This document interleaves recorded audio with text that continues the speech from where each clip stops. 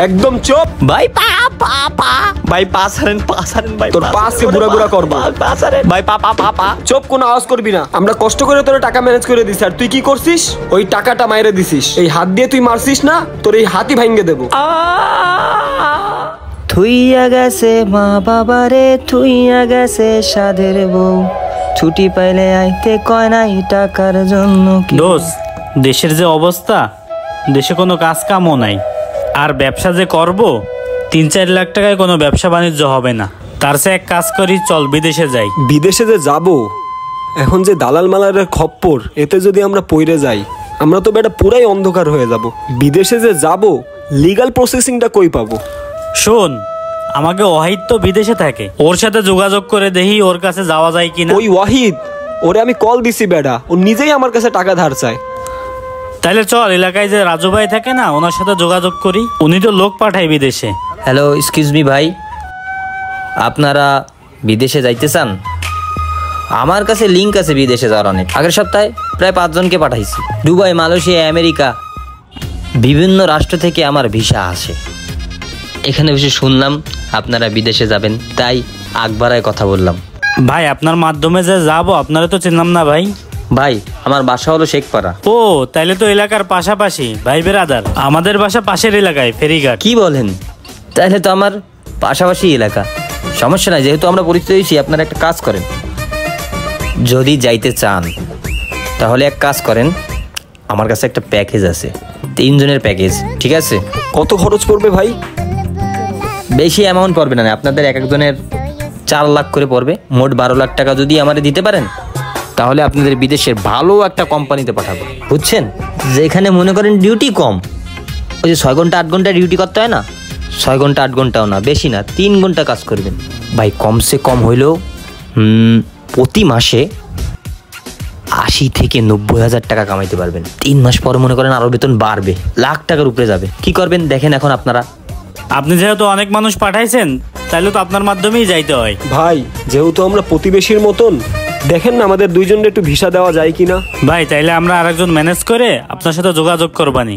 আপনার নাম্বারটা দেন। এই নেন। ধন্যবাদ ভাই, কল দিবানি আমরা। আজ সন্ধ্যার সময় তাহলে দেখা করেন। আচ্ছা ঠিক আছে ভাই, আমরা তাহলে সন্ধ্যার সময় আপনার সাথে দেখা করবানি, নিরিবিলি। কোনো সমস্যা নাই, আমরা তো ধরতে গেলে প্রতিবেশী, পাশের এলাকার। ঠিক আছে ভাই, আসি, ভালো থাকবেন। ঠিক আছে ভাই, আল্লাহ হাফেজ ভাই। ঠিক আছে ভাই, আল্লাহ হাফেজ। ভাই, চা নেবেন না? লাগবে না চা। সাকিব, শোন, এখন বল কি করা যায়? বিদেশে যাবো, আরেকজনের কিভাবে ম্যানেজ করবানি? আরে বেটা, প্রেশার নিস না। পাশের এলাকার ছোট ভাই আছে না, ওই যে ফ্রিজের দোকানে কাজ করে, হ্যাঁ, ওই যে তুহিন নাম, ও তো বিদেশে যাইতে চায়, ওরে অ্যাড কর। ও কি বিদেশে যাবে? গেলে তো ভালো হয়, তাইলে আমরা যাইতে পারবানি। ওর একটু বুঝবারটা দে। হ্যাঁ, ওরে ভালো মতন বুঝবারটা দিয়ে ওরে অ্যাড করতে হবে, তাহলে আমরা এই প্যাকেজে যাইতে পারবো। আর আমরাও টাকা পয়সার ম্যানেজ করি। আচ্ছা চল, ওরে যাই আগে বুঝাই। বেটা, ভালোই অফার দিছে, মিস করা যাবে না। আরে না ভাই, না না ভাই, শোনেন ভাই, আমার পুরো কথা শোনেন ভাই, প্লিজ ভাই, ভাই আমার কথা শোনেন ভাই, জানেন ভাই, আমার পা। যেই হাত দিয়ে টাকা নেছে না, ওই হাত দুটো আগে ভাঙিয়ে দে। ভাই আমার কথা শুনেন আগে, আপনারা যা শাস্তি দেবেন তারপরে কি শোনাবি তুই? কি শোনাবি? নে ক, ওঠ। আল্লাহ গো, বাইচে গেছি রে। এ পাশায় মাঝখানে দাঁড়া, ভাগার চেষ্টা করবি না। তুই জানিস আমরা কত কষ্ট করে টাকা ম্যানেজ করে তোরে দিছি, আর তুই কি করছিস? ওই টাকাটা তুই মাইরে দিছিস, আমাদেরটা তো মারছিসই, আমাদের এক ছোট ভাইয়ের টাকাও তুই মাইরে দিছিস। ভাইয়া এইখানে? ভাইয়া? আরে তুহিন, আপনি এই জায়গাটা?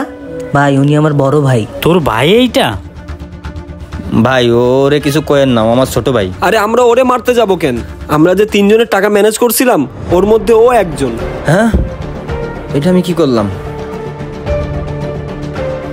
ভাই, একটা কথা কি জানেন?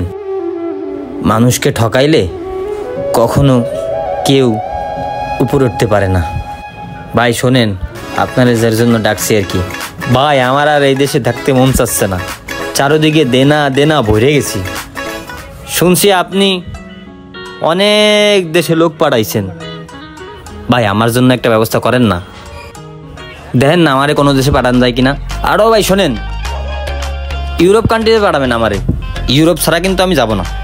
একটা ভালো ভিসা দেন তো আমারে। ইউরোপ কান্ট্রিতে গেলে কয় টাকা লাগবে না ভাই? আরে ইউরোপের নাম তো নিচ্ছিস, ইউরোপের নাম নিতে গেলে 18 লাখ টাকা লাগবে।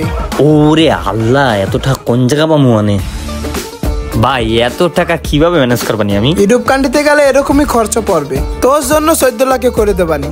ভাইয়ের জন্য আর একটু কমান না, এর থেকে আর কম করলে হয় না ভাই। 12 লাখ ম্যানেজ করে দেবানি, আমার একটু ম্যানেজ করে দিয়েন ভাই। 12 লাখ টাকায় তো হয় না, তুই আমার ভাই। আচ্ছা তুই ব্যবস্থা করে নিয়ে আমি দেখবানি। হ্যাঁ ভাই, আপনি কিন্তু আমার আপন ভাইয়ের মতন, আমরা ঠকাইয়েন না। তুই আমার ভাই তো আপন, তোর জন্য করবো না তো কার জন্য করবো? আপনার মতন ভাই তো প্রত্যেকটা ঘরে ঘরে থাকা উচিত ভাই। তারপরে আমার কাছে যাওয়ার মতন কোনো টাকা পয়সা ছিল না, আপনাদের কথাবার্তা শুনে তারপরে প্ল্যান করলাম, যাক মগা দুইটারে 3 জনের প্যাকেজ বইলা 12 লাখ টাকা কাটতে পারবানি, ওই 12 লাখেই হয়ে যাবে না আমার। এই যে আপনাদের ঠকাইছি, আমার পরিবারের আমার ভাইটাও ঠকানো হয়ে গেছে।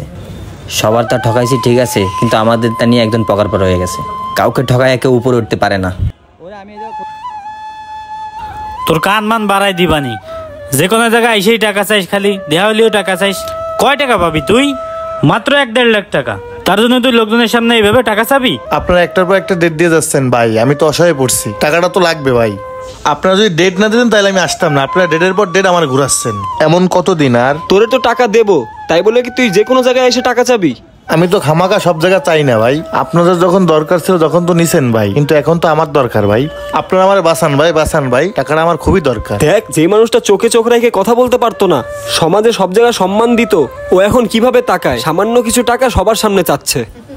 আপনাদের পেশার দিতাম না ভাই, আমার মা অসুস্থ ভাই, আপনারা জোরটুক পারেন 50,000 60,000 যাই হোক ভাই, আমার আপাতত দেন, আমার মার চিকিৎসাটা একটু করাই ভাই, আল্লাহর রাস্তায় আমার টাকাটা দেন, আর কতদিন ঘুরাবেন? এ যা, তোর টাকাটা দেবো না, পারলে আদায় করে নিস।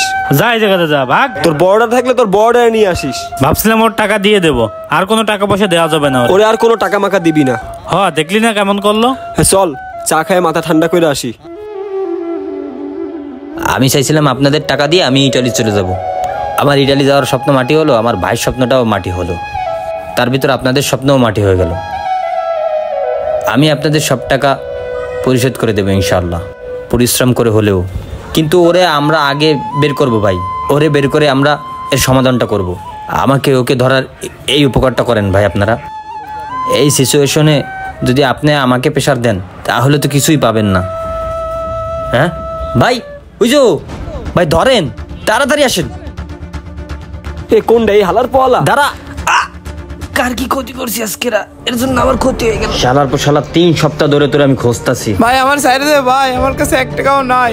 জানি না তুই যেভাবে হোক আমাকে টাকা এখন ম্যানেজ করে দিবি। আর তুই এত টাকা কিভাবে খরচা করিস 2-3 সপ্তাহে? ক ভাই টাকা আমার মার পিছে সব খরচা করে ফেলাইছি ভাই, আরে ডাক্তার দিয়েছি ভাই। কি যে কই ভাই, ওর মার কাছে যাইতে হবে, ওর মার কাছ দিয়ে টাকা বাই করতে হবে। এ হালা হলো সিটার। ভাই আমার মা নাই, মা মারা গেছে ভাই।